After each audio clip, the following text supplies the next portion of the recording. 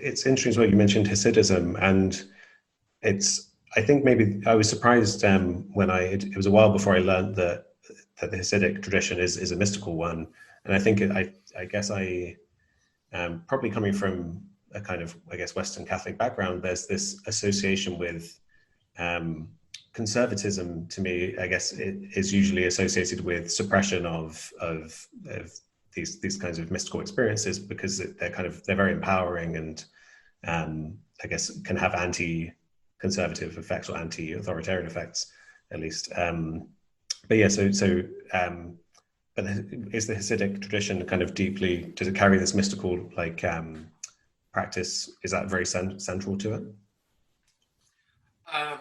So when we talk about the Hasidic tradition, we can talk about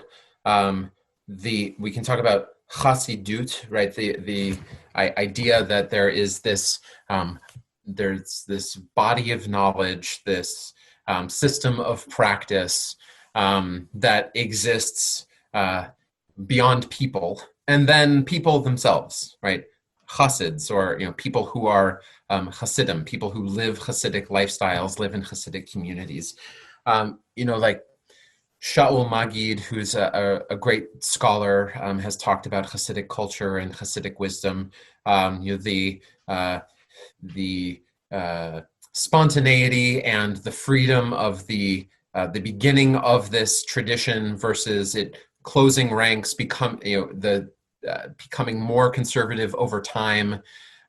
The leadership, for example, people who were spiritual geniuses and spiritual masters who were the teachers. They might not have been like the straight A student in the Talmud class, but had some special power or some special influence, but also special insight. And over time, this becoming something that was passed down from a father to a son, right? And the son who then carries the mantle of the Rebbe, right? The leader of the community might not have had those natural mystical powers as their father, but nevertheless, right, it becomes political.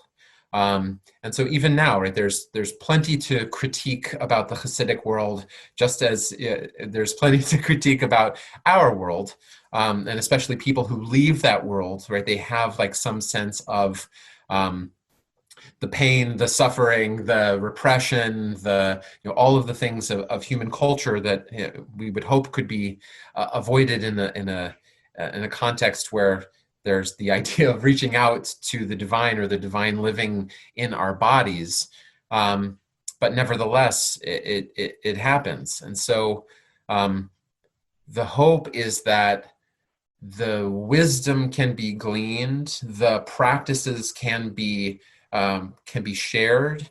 We can create an ethical, or just speaking from my own desire, ethical, feminist, again, anti-racist kind of Hasidic movement. People are calling this kind of thing a neo-Hasidic movement, and